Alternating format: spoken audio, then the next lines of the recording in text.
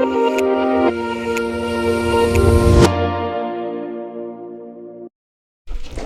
दोस्तों, आज हम पढ़ने वाले हैं class 10th chapter number 13 magnetic effect of electric current V1 short में। हम सारे के सारे टॉपिक्स कवर करेंगे, सिर्फ वो वाले जो चीज़ हमारे CBSE एग्जाम में आ रहे हैं, और जो भी डिलीटेड टॉपिक्स हैं इस समय वो पढ़ाने वाला नहीं हूँ। ठीक है, चलिए शुरू करते हैं। तो दोस्तों कहानी स्टार्ट होती है मैग्नेट से। ठीक है, ज़्यादा डीप में ना जाते हुए ऊपर से बात करेंगे। देखिए मैग्नेट क्या होते हैं। Magnet are material which can attract ferromagnetic material। जो भी मेटल्स मैग्नेट से अट्रैक्ट हो जाते हैं उन्हें कहते हैं फेरोमैग्नेटिक मटेरियल। कौन कौन से होते हैं? कोबाल्ट होता है, निकल होता है, आयरन होता है, आपको पता ही होगा। ठीक है, तो मैग्नेट्स कई तरह के होते हैं। देखिए जैसे मेरे पास है ये बार मैग्नेट है। ये क्या है? एक बार मैग्नेट है। ठीक है, ये बार मैग्नेट है। ये एक हॉर्सशू मैग्नेट है। जैसा ये एक हॉर्सशू मैग्नेट है, और ये एक सर्कुलर मैग्नेट है। देखिए ये एक सर्कुलर मैग्नेट है। ठीक है, जो कॉमन चीज़ है मैग्नेट में, मैग्नेट ऐसा होता है। ठीक है, मैंने आपको ऐसा भी मैग्नेट दिखाया, मैंने आपको ऐसा भी दिखाया। ठीक है, इसे कहते हैं हॉर्सशू। हर एक मैग्नेट में एक नॉर्थ पोल होता है, एक साउथ पोल होता है। That's why magnets eight always in dipole, हमेशा डाइपोल में पाए जाते हैं, कभी भी मोनोपोल में पाया नहीं जाएगा। हमेशा इनके डाइपोल्स होते हैं, एक नॉर्थ पोल होता है और एक साउथ पोल होता है। ठीक है, फिर अब होता क्या मैग्नेट सिर्फ नेचुरल क्लीनिंग होते हैं? नहीं, मैग्नेट्स लैब में ही बनाए जाते हैं, मतलब इंडस्ट्रीज में भी बनाए जाते हैं, और मैग्नेट्स नेचुरल भी होते हैं। एक मैग्नेटाइट नाम की रॉड होती है, उससे बने होते हैं मैग्नेट। ठीक है, जो नेचुरल मैग्नेट होते हैं। ठीक है, अब जो मैग्नेट्स होते हैं, मैग्नेट अपने इर्द गिर्द, आप खुद बताइए, आप जब दो मैग्नेट्स को पास में लाते हो, तो आप या तो एक अट्रैक्शन महसूस करते हो या फिर रिपल्शन महसूस करते हो। अगर सेम पोल्स पास आते हैं तो हम क्या महसूस करते हैं? अट्रैक्ट और रिपल्शन। और अपोजिट पोल्स, ये इसका नॉर्थ पोल है, ये इसका साउथ पोल है, जब ये पास आते हैं तो हमें महसूस होता है अट्रैक्शन। देखिए यहाँ महसूस नहीं हो रहा, पर एक रेंज है इसके इर्द गिर्द, इसके अराउंड एक रेंज है, वहीं पे मुझे महसूस हो रहा है। ये नहीं कहीं भी पे महसूस हो रहा है, वो जो फोर्स है मुझे इसके इर्द गिर्द इसके रेंज में महसूस हो रहा है। इसी जो रेंज है ना, इसी को कहते हैं मैग्नेटिक फील्ड। क्या कहते हैं? Magnetic field. ठीक है, मैग्नेटिक फील्ड कैसे डिफाइन करोगे? The region of influence around a magnet under which another magnet experience a force. एक मैग्नेट के इर्द गिर्द वाली जगह जिसके अंदर कोई और मैग्नेट को लाया जाए तो वो अपने ऊपर फोर्स महसूस कर देगा। ठीक है, इतनी सी बात हो रही। ठीक है, मैग्नेटिक फील्ड होती है, हमें समझ आ गया। तो मैग्नेटिक फील्ड होती कैसे? तो इसे समझने के लिए हमने एक एक्सपेरिमेंट किया, छोटा सा, आपके एनसीईआरटी में दिया हुआ है। हमने क्या किया, एक बार मैग्नेट रखा, ऐसा एक मैग्नेट रखा प्लेट्स में, और उस पर आयरन फिल्म्स गिरा दी। आयरन फिल्म्स जैसे ही रहेंगे तो उसने एक पैटर्न बनाया, हमने वो पैटर्न ऑब्जर्व किया, उसने ऐसा कुछ बनाया और डिस्ट्रीब्यूट होते इसके अराउंड। ठीक है, और यहाँ पर ऐसे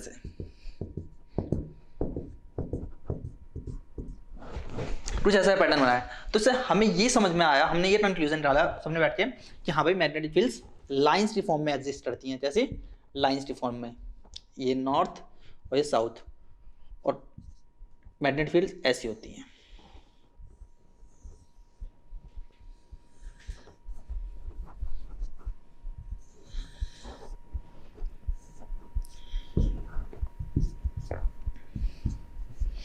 यहाँ से डाल दीजिए, यहाँ से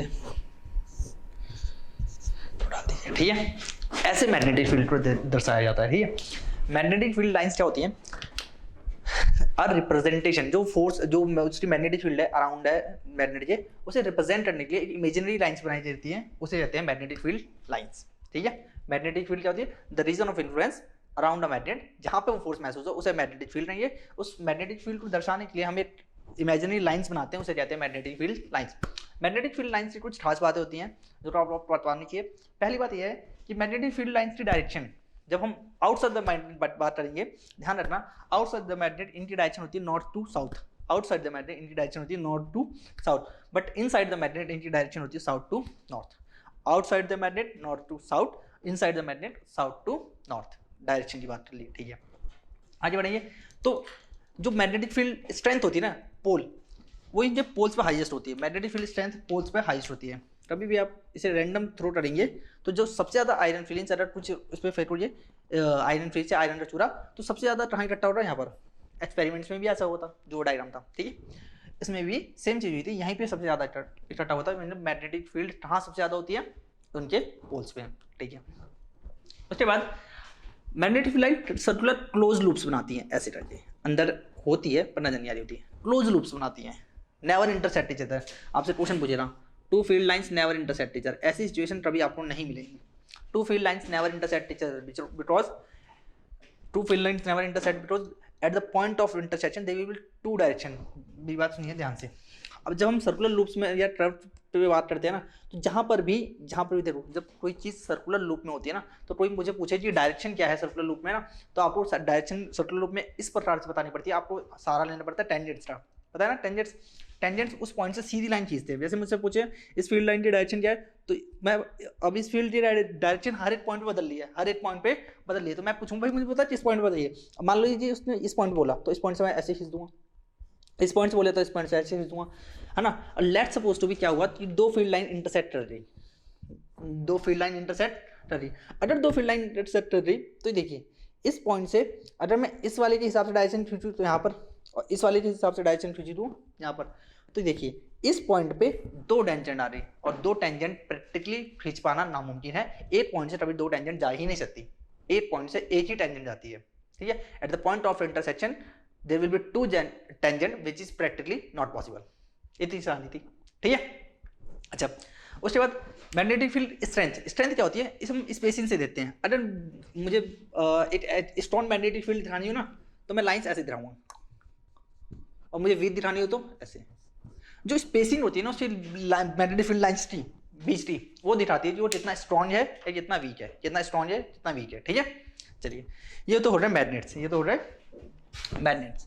अब मुद्दा क्या पढ़ना है, हमें पढ़ना है magnetic effect of electric current. Electric current का मैग्नेटिक इफेक्ट पढ़ना है, मतलब क्या करंट भी एक मैग्नेट की तरफ बिहेव करता है, बिल्कुल करंट भी एक मैग्नेट की तरफ बिहेव करता है। कैसे पता चला? तो हैंस क्रिश्चियन ओरिएस्टेड नाम का एक साइंटिस्ट था, Hans Christian Oersted, he performed experiment, ठीक है। एक्सपेरिमेंट ज़्यादा डिटेल में जाते हुए मैं आपको, मान लीजिए सर्किट डायग्राम है, ठीक है। उसने क्या किया, इसमें से करंट फ्लो करवाया, ठीक है। जैसे ही करंट फ्लो करवाया और उसके पास में ना मैग्नेट कंपास रख दिया। क्या रख दिया? कंपास। अब ध्यान सुनिए, कंपास होता है कुछ ऐसा नजर आता है, ये है आपका कंपास, ठीक है। कंपास में इसका ये जो रेड वाला पोर्शन है वो नॉर्थ पोल की तरफ एक्ट करेगा, और ये जो व्हाइट वाला है साउथ पोल की, हमेशा ऐसे रहता है, ये नॉर्थ और साउथ डायरेक्शन दिखाता है, ठीक है। ये होता है कंपास। अब ये मैग्नेट पे काम करता है, ठीक है। ये अर्थ का ज्योग्राफिकल नॉर्थ और ज्योग्राफिकल साउथ दिखाता है, ऐसे काम करता है, ठीक है, समझ में आ गया।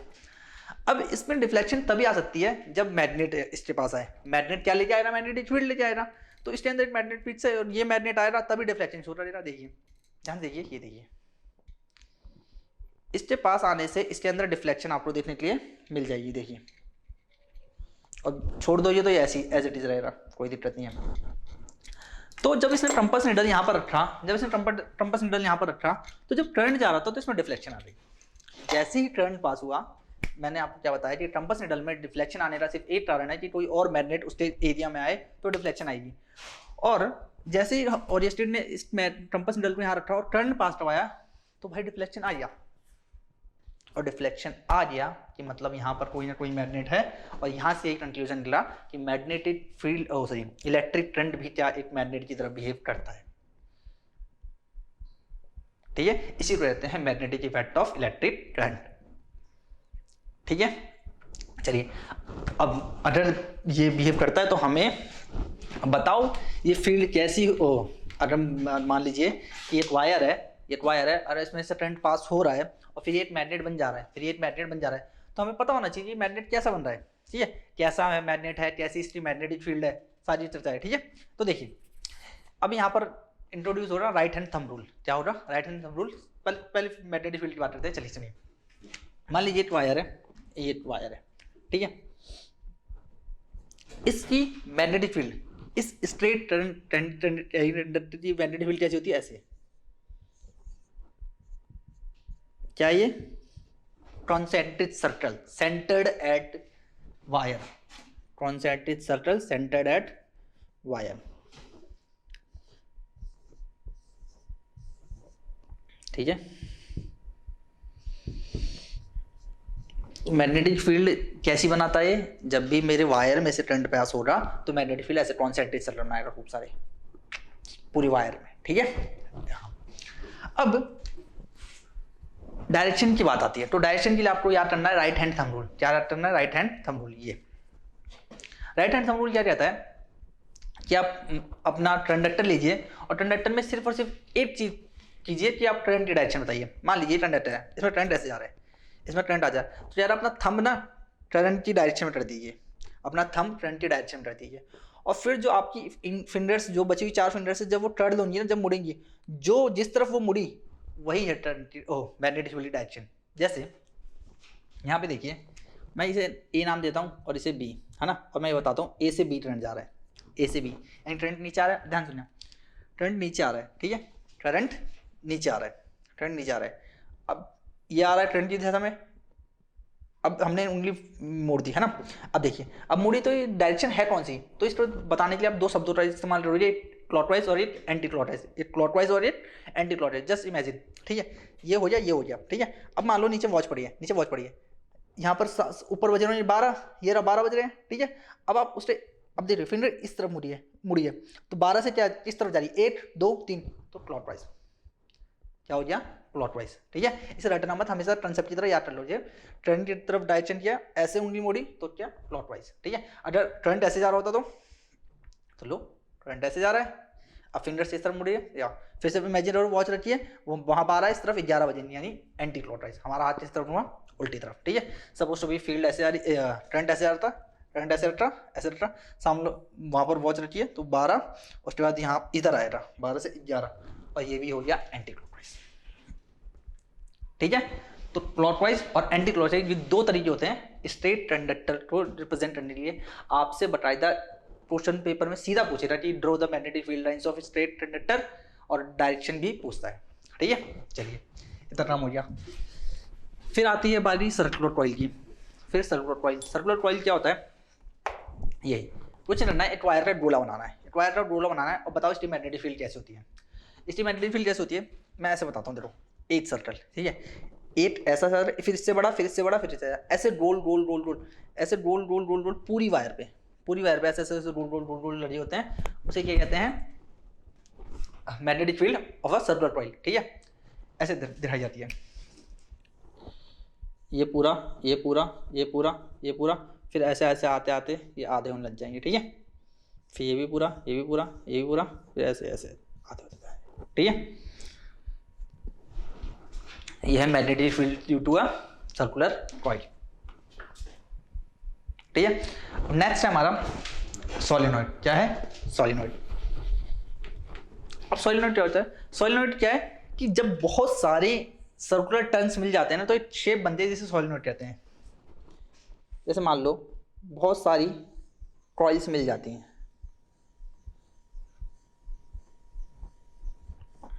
ये शेप है जिसे क्या कहते हैं? सोलेनॉइड। अब आप जब जैसे सामने से देखोगे ना, अगर मैं इसे इस तरफ करके ऐसे देखूं तो मुझे एक कॉइल, फिर एक और कॉइल, फिर एक और कॉइल, फिर इस एक और कॉइल, एक और कॉइल, ऐसे करके बहुत सारी जब कॉइल्स मिल जाती है तब बनता है सोलेनॉइड। ठीक है, इतनी कहानी समझ आ रही है? अब सुनना ध्यान से।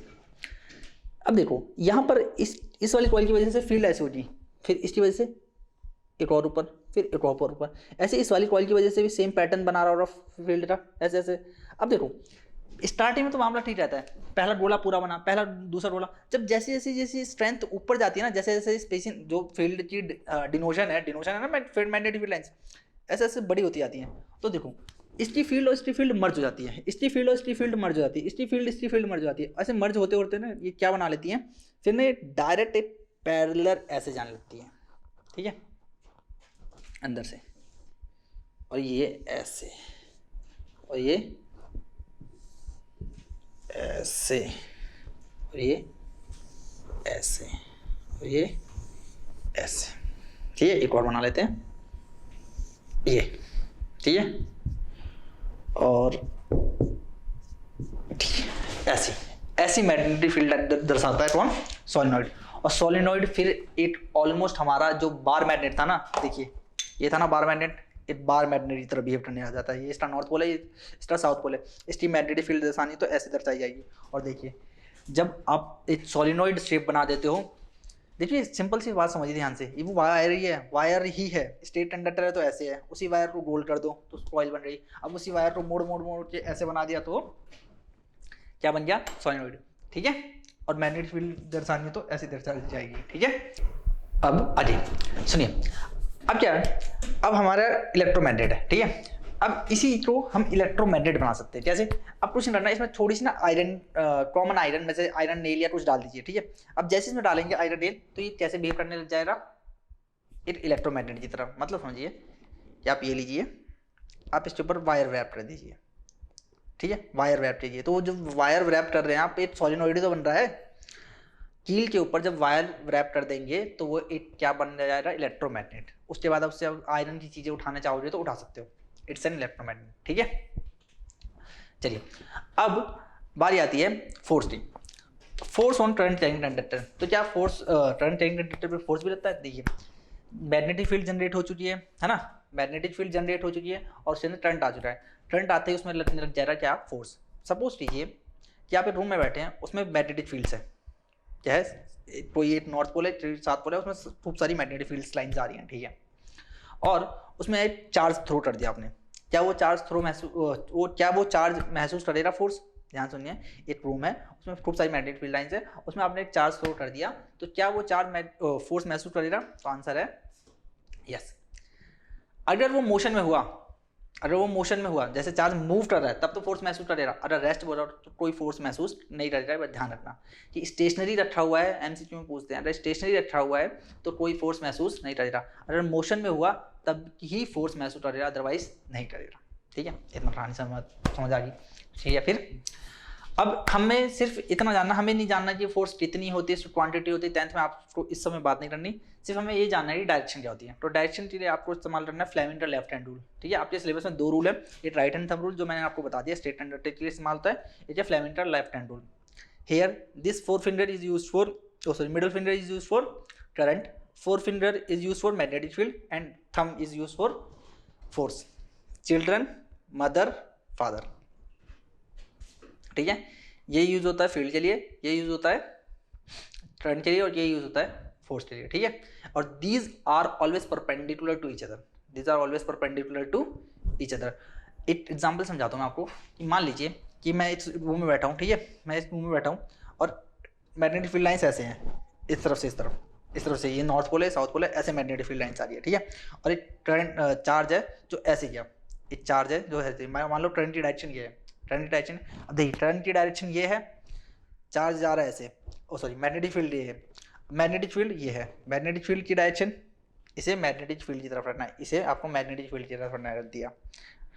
करंट जा रहा है ऐसे, मैग्नेटिक फील्ड है इधर, करंट जा रहा है ऐसे, और देखिए फोर्स की डायरेक्शन क्या है, अपवर्ड। अगर आपका चार्ज ऐसे आएगा तो ऑटोमेटिकली वो ऊपर की तरफ चले जाएगा, उसको ऊपर की तरफ फोर्स महसूस होगा, ये कंक्लूजन है, ठीक है। चलिए अब है बारी, हमारे इलेक्ट्रिक जनरेटर मोटर नहीं आ रहा है, उसे छोड़िए, उसके बाद चलते हैं हमारे नेक्स्ट है, हाँ समझ लीजिए, लाइव वायर, अर्थ वायर और न्यूट्रल वायर, 3 तरह की वायर्स होती है हमारे पास, ठीक है, live wire, earth wire, neutral wire. सबसे पहले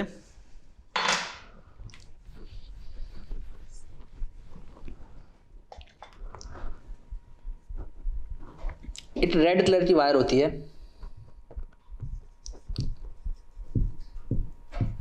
और इसे पॉजिटिव वायर भी कहते हैं, ठीक है। फिर ये होती है एक ब्लैक कलर वायर,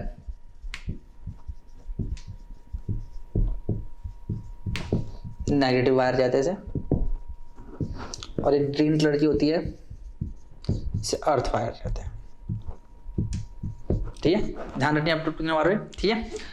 अब इनके अपने अपने प्रभाव होते हैं, ये डायरेक्ट दोनों सर्किट में लगती हैं, और ये जो होता है ग्रीन वायर, ये सर्किट में लगती है, ये एक्स्ट्रा, अगर आपके शॉर्टेड सर्किट में एक्स्ट्रा करंट आ जाता है तो उसको ले आके धरती में डाल देती है। इतना सा काम होता है इस अर्थवाह का, ठीक है। फिर यहाँ पर दो टर्म्स आती हैं, एक आता है ओवरलोडिंग और एक आता है शॉर्ट सर्किट। ओवरलोडिंग क्या होता है? ओवरलोडिंग सिंपल सी बात है कि आपके घर में हाई वोल्टेज की बिजली आ जाए, ठीक है, आपको 200 जो इंडिया में नॉर्मल अप्लाई चलता है वो चलता है 220 वोल्ट का, और अचानक से हाई वोल्टेज की बिजली आ जाए या कुछ हाई वोल्ट आ जाए, या कोई अप्लायंस है उसमें आपने हाई वोल्टेज की वो दे दी सप्लाई, तो इसे कहते हैं ओवरलोडिंग। और ओवरलोडिंग से होता है शॉर्ट सर्किट। ओवरलोडिंग से होता है शॉर्ट सर्किट। शॉर्ट सर्किट क्या होता है? शॉर्ट सर्किट होता है कि ज़्यादा ओवरलोडिंग हो रही और उसकी वजह से कनेक्शन ब्रेक हो जाएगा। मैं आपको बिल्कुल सही से एग्जांपल देता हूँ शॉर्ट सर्किट का। देखिए, आप ये दोनों वायर देख रहे हैं, आप इन दोनों वायर को ले आके मिला दीजिए, शॉर्ट सर्किट हो जाएगा। दोनों वायर को ले आके मिला दीजिए, जैसे ही मिलेंगी तो शॉर्ट सर्किट हो जाएगा, ठीक है। तो शॉर्ट सर्किट से बचाने के लिए जैसे ही ओवरफ्लो होता है करंट का, उसी को कहते हैं शॉर्ट सर्किट। और शॉर्ट सर्किट होने का मतलब है कि जो हमारा कनेक्शन होता है ना, जो हमारा सर्किट होता है वो ब्रेक हो जाता है, ठीक है। इसे मान लीजिए कोई सर्किट है, लेट्स सपोज टू बी, और तो हम इसमें बीच में ला देते हैं फ्यूज़। क्या ला देते हैं? फ्यूज़। क्या ला देते हैं? फ्यूज़। फ्यूज़ एक डिवाइस होता है। फ्यूज़ लार्जली होता यह है, फ्यूज़ एक डिवाइस होता है जो कि ना फिक्स अमाउंट ऑफ करंट के लिए बना होता है। जैसे 5 एम्पियर का करंट उस पर डिसाइडेड है, वो बनाया गया ऐसा, तो उससे 5 एम्पियर का ही करंट फ्लो हो रहा है। जैसे ही 5.5 एम्पियर का या थोड़ा सा भी करंट इंक्रीज हो रहा, वो फ्यूज़ क्या हो जाएगा? बर्न हो जाएगा। और बर्न हो जाएगा, बर्न होते ही देखिए जैसे ये बर्न हो रहा, तो यहाँ से आपका सर्किट देखिए ब्रेक हो गया, और सर्किट जैसे ही ब्रेक हो जाएगा तो कोई करंट क्लब फ्लो नहीं होगा, और आपका जो पूरा घर है वो जलने से बच जाएगा, ठीक है। When there is an overflow of current from a fuse, तो फ्यूज घर को बचाने के लिए और बहुत ही मेजर बहुत ही जरूरी सेफ्टी डिवाइस में गिना जाता है फ्यूज, ठीक है। ओवरलोडिंग और शॉर्ट सर्किट से दोनों से बचाता है हमें, ठीक है। और इसी के साथ हमारा चैप्टर हो गया समाप्त। फिलहाल जो हमने टॉपिक्स किए हैं, आई होप आपको समझ में आया होगा। अब नेक्स्ट वीडियो में मैं इसके मोस्ट इंपॉर्टेंट क्वेश्चन जो कि रेगुलर एग्जाम्स में आते रहते हैं, मैं उन पे एक वीडियो बनाऊंगा, ठीक है। चलिए।